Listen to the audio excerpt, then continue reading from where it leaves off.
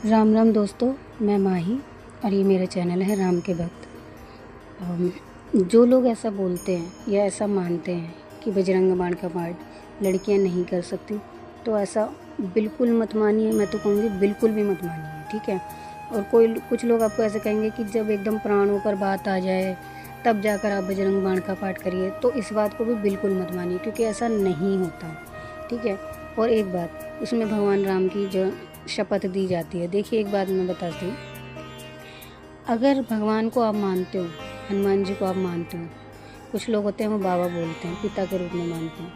कुछ लोग होते हैं उनको बेटा बोलते हैं, ठीक है, बेटे के रूप में मानते हैं। कुछ होते हैं अपने भगवान के रूप में मानते हैं। एक बात बताइए, अगर हम अपने भगवान के पास ही नहीं जाएंगे, हम उनको बताएंगे ही नहीं हमारी क्या परेशानी है, तो अगर मान लो कोई इंसान बहुत ज़्यादा परेशान है, बहुत हद से सुसाइडल थॉट्स वगैरह सब आ रहे हैं, उसको कुछ लाइफ में समझ में नहीं आ रहा, तो अगर वो भगवान के पास अपने नहीं जाएगा, उनको नहीं बताएगा, उनके लिए रिचुअल्स नहीं करेगा कि जो रिचुअल्स होते हैं, ठीक है, तो मौत तो फिर वो अपने प्राणों पर तो उसके अपने आप आ जाएगी बात, क्योंकि वो तो ओवर थिंकिंग से इतना ज़्यादा परेशान है। हर चीज़ उसकी बिगड़ती जा रही है, हर काम उसका बिगड़ता जा रहा है, कोई काम बन ही नहीं रहा। ऊपर से तुम मना कर दो जी बजरंग बाण का पाठ जब तक प्राणों पे नहीं, तो क्या वेट करें कि भाई प्राणों पे आ जाएगा तभी हम करेंगे?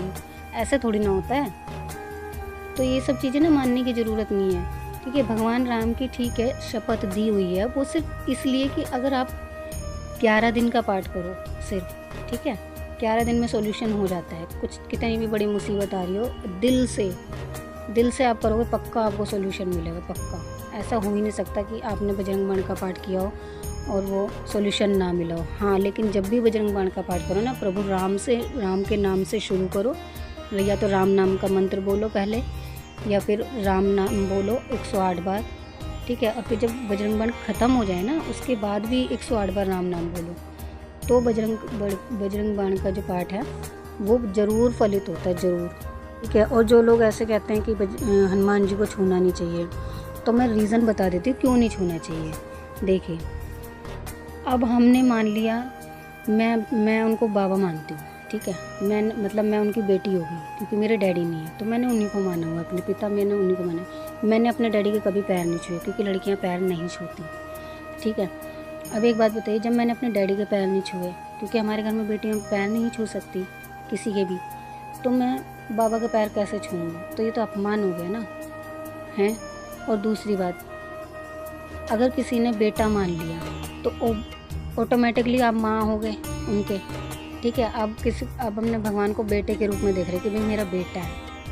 अब एक बात बताओ, यहाँ ना सारी बात भाव की आती है। अब बेटा मान लिया है तो माँ थोड़ी ना बेटे के पैर छुएगी, नहीं छू सकती ना, तो नहीं छूने चाहिए। सिंपल सी बात है, बस इतना ही समझना होता है। भगवान दंड दे देंगे, भगवान पाप दे देंगे, भगवान हमें छूना नहीं चाहिए, भाई ऐसा नहीं होता, कहीं भी नहीं लिखा ऐसा, बिल्कुल भी नहीं लिखा, बिल्कुल मत मानिए। बजरंग बाण का पाठ करना है, 11 दिन का संकल्प लीजिए, राम नाम का जाप कीजिए, साथ में आपकी सारी इच्छाएं पूरी होंगी, जैसे मेरी होती हैं।